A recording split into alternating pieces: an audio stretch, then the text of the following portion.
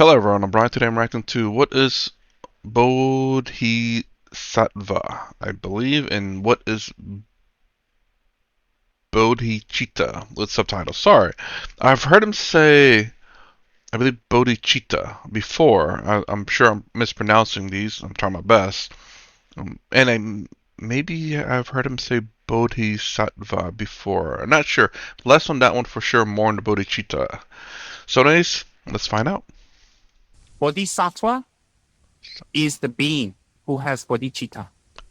So one should familiarize oneself with these Buddhist terms, and they are Sanskrit. They are not Tibetan. That is a language spoken by our holy enlightened Buddha. Bodhisattva, or you say in Chinese, Posa, isn't it? Posa is yeah, I think that's it. Bodhisattva. So Bodhisattva, we say in Tibetan is Jiangju Semba. Jiangju Semba, one who has bodhicitta. Bodhisattva is one who has bodhicitta. Bodhicitta is the state of mind that wishes to free all other beings from suffering, illusion, and delusion, and to take them to full enlightenment. Having that type of mind, we are a bodhisattva. Generating that type of mind artificially and trying to gain it, we are a bodhisattva in training. We may think that that mind is great and that mind is wonderful and fabulous. It is great. It is wonderful, fabulous. Just to think about having a bodhisattva mind and wishing to have it, to have a bodhicitta mind, to have bodhicitta, just to wish for it and act upon it and do something about it, create great waves of merit before you even actually achieve it. Wishing for it will actually, and praying and acting upon it, one will actually achieve it. So even thinking about bodhicitta, wishing for it, hearing about it, knowing about it is a supreme medicine for all our ills of the mind. Therefore, when one even hears about it, knows about it, and acts upon it, it is great merits. So one day when we act upon it, when we strive toward it, and we keep working toward it, definitely we'll become a real bodhisattva with a real bodhicitta. At this stage, it's artificial. But then everything we do in the beginning is artificial, even in ordinary walks of life. Everything is artificial. When we want to become a singer, we pretend we're a singer, we visualize we're a singer, we look in the mirror, we hold on to some object or a statue and pretend it's a microphone and think about it and think about our hair waving back and forth, the lights, the audience, people clapping, and we're in our own little reverie. Eventually, when we practice, we keep doing, we can become a singer. Even in ordinary ways, it happens like that. So right now, we should train to be a bodhisattva. We should train to be a bodhisattva warrior. The path of the bodhisattva warrior. The path of the bodhisattva warrior is the one that fights with weapons and armor.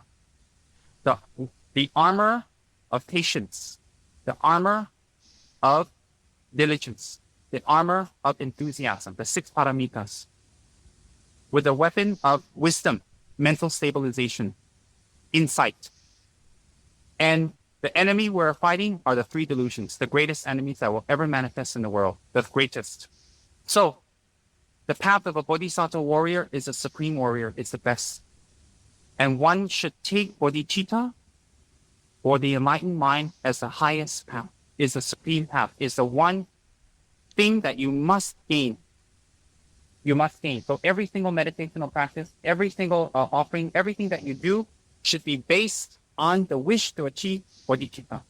When one achieves bodhicitta, everything else becomes spontaneous and easy. Practice becomes easy. Obstacles become destroyed. Harm from above and below are annihilated. It is by the power of bodhicitta that at the final moment of enlightenment, when Buddha, when the maras, when the demons and spirits, inner and outer, manifested in front of Buddha in the form of armies, spirits, beautiful women to seduce him, all of that when it manifested in front of him, Buddha could meditate on compassion and love immediately, and the vicious weapons that were thrown, and the darts, the fiery weapons and spears that were thrown at him, turned into flowers immediately and cascaded him, because he has achieved bodhicitta. Based on bodhicitta, all that can be accomplished. It is the best protection, bodhicitta. It is the actual object that we should try to achieve, bodhicitta. With that, we can get to enlightenment very quick. A one that has bodhicitta or trained in bodhicitta will be loved by others, will be cared for by others, will be considered by others. When one has bodhicitta, one thinks about others, and one trains about thinking about others and helping others and assisting others. Therefore, without having to ask for it, others will help us spontaneously. Others will love us spontaneously. Others will want to crowd around us. Others will want our attention. Others will want to be around us. Others will always flock around us and be near us. The reason is because that person is always thinking about others. And it's rare to find such a person that thinks about other people all the time. Is very common to find someone who thinks about themselves. Look in the mirror. Every time we look in the mirror, we see someone that is only concerned with themselves. It's nothing special. But someone who is concerned about others and wishes to do things for others and helps others and assists others and is kind to others, then that is someone very special. That is the Bodhisattva warrior. Real quick with that one though, I completely, I completely understand what he's saying. But the biggest thing about this is to be careful and not to be taken advantage of. There are people out there who will take advantage of you and who don't care, who are essentially psychopaths, I believe. Essentially, that they only care about themselves. But at the same time, there are people out there who would do this initially, who would take advantage of you, but then eventually, hopefully, will come to see that you're a genuinely good person and will change their ways. But it's very hard to know which kind of person who will just take advantage of you and forever do that, and a person who will take advantage of you but then change their ways. They see that there is genuine kindness and a good, caring person in the world. It's so very hard. And the only reason why I say this is because obviously a lot of us aren't rich. We can't just keep hemorrhaging money. And I'm not saying that that's the only way to help people, but money does make things easier to help. Like a homeless person, you would love to give them shelter and hopefully get their life straight, help them get a job, help them get back on their feet in a lot of sense. But obviously, a lot of us don't have enough money to afford even say a place to rent or something like that. Although the best thing we could do is to help this person. Maybe every day you cook a little bit of that extra food and you bring it to them in a platter, so they can eat something healthy and nice and delicious that day, and essentially every day. That's a very thoughtful thing to do, but you're not fixing the overall problem. It's just a way to reduce suffering by a little bit, perhaps. Either it's still showing kindness, and hopefully the people around you that sees you do this kind of thing will have that effect of you being so kind will have a similar effect to other people too. Um, but there's also, like I said, just the complete opposite of that, where people who would just take advantage of you. And this is the kind of I won't say funny thing, but a crazy thing is that I remember watching this YouTube video where they find like fake people in a sense, where you have these people who go around pretending to be homeless or pretending like they're missing legs or whatever, so they go beg for money, and then they go around the corner next day to get out of their outfit and jump into like a very expensive car. And they've actually caught a few of these people and asked them how much they make a day, and they make quite a lot of money. There are people who are very generous out there who give them money, and they're taking advantage of people's kindness. And this is the thing that I kind of really do hate. These people don't need help, but they take advantage of people's kindness. That is someone that we all flock around, we want to be around, we want to be near.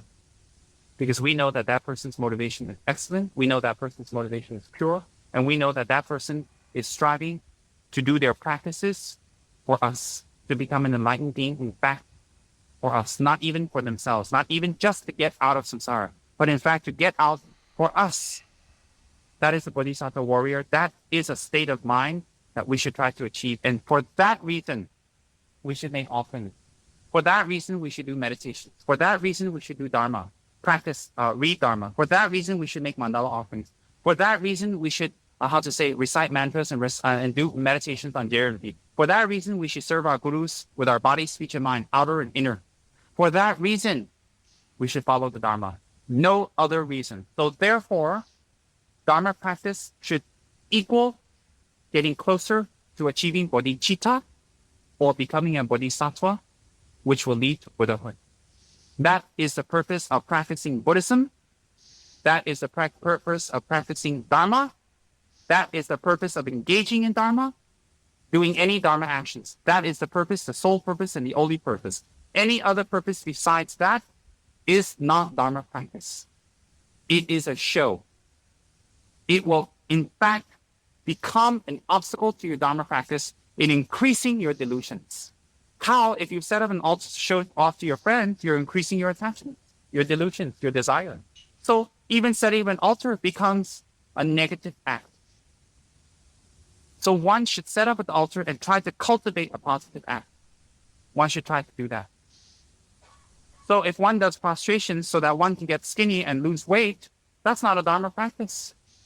That's not a Dharma practice at all. If one does prostrations for the sake of purifying negative karma, becoming an enlightened being, one will achieve that and one will lose weight without even thinking about it.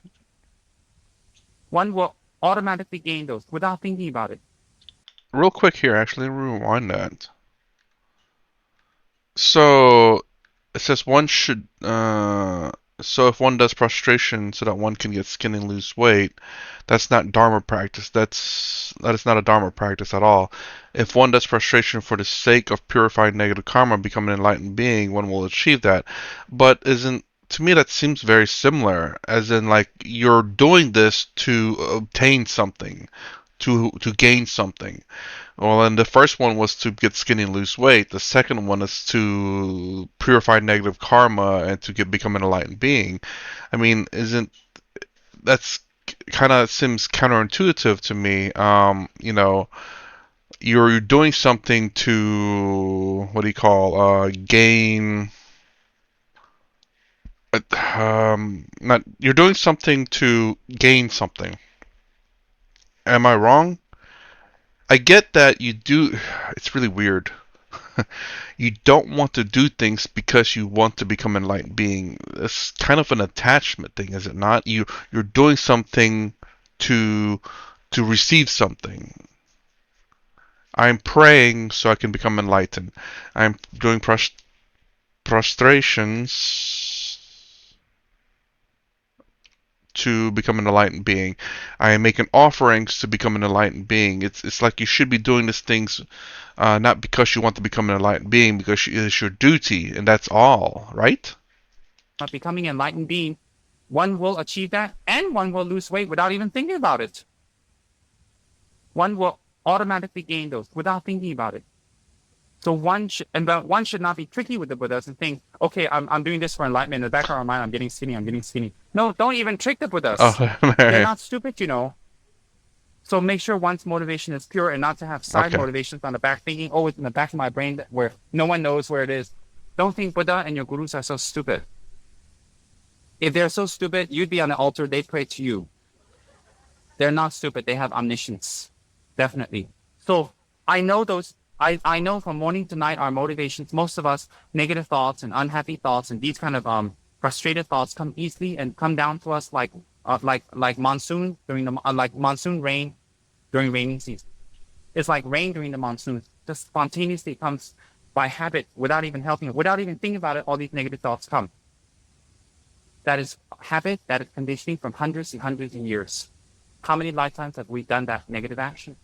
So it will come very easily, won't it? So we should, in fact, have compassion and forgive ourselves, right? So next time we punch somebody, oh, compassion for myself. No, not that stupid kind of compassion. Next time we argue with someone, shout at someone, oh, compassion for myself. You know, I've been in samsara for a long time, so I'm allowed. No, that's ridiculous. You do have to fight. You have to do it. You have to try it. Be compassionate means try, and try. But if you don't succeed immediately, have compassion and know that you've been in this state for a long time and it will take some time to come out. It will be not that quick and that fast. It will plant seeds for you to come out of it, definitely. It will start the motions for you to get out of it, definitely. There's no doubt. The amount of time, the success rate will be your practice, your efforts. It will be all up to you. So if you put complete effort and practice into it, you can expect the full results. If you put half-hearted, you get half-hearted results. If you don't put any effort and you just do the motions dharma, making offerings, making some money to the monks, danas, and then having a beautiful mala that costs 15,000 ringgits and running around to temples offering jossticks. If you do all the motions of dharma, if you examine after 15, 20, 30 years, you're still in the same situation. Still in the same situation. So one should make an effort toward the dharma, as I have already discussed. Okay. So yeah, I do agree with the bodhicitta or Bodhisattva is to have a genuine belief in this, not because you're wanting something in return. That's kind of attachment, in my opinion. You're only doing it because you want something in return, which is not a good thing because that is attachment. It's just exchange. And yeah, I do believe to obtain this purely is by doing it because you believe in it, not because of attainment or attachment. Which he did say at the second there, which I'm glad, is that don't be thinking in the back of your mind, I'm doing this to become enlightened. I'm doing this to become enlightened. Then you're not going to become enlightened. Again, I go back to that one kid, that one college dude in the Chara Prashant's video where he was so it's like I'm getting older. I need to become enlightened. This need is not going to get you there. That's attachment. The stronger the need and want of something is purely an attachment type thing. If you really need something, if you really want something, that's a real need and want of attachment. Even if it's for a good thing, you want a good thing, but it's still attachment at the end when you want something in return for doing something or by wanting something just in general. So that's my reaction to what is Bodhisattva and what is Bodhicitta. If you like my content, please consider subscribing, thumbs up the sound down below. Thanks for watching. I will see you in the next vid.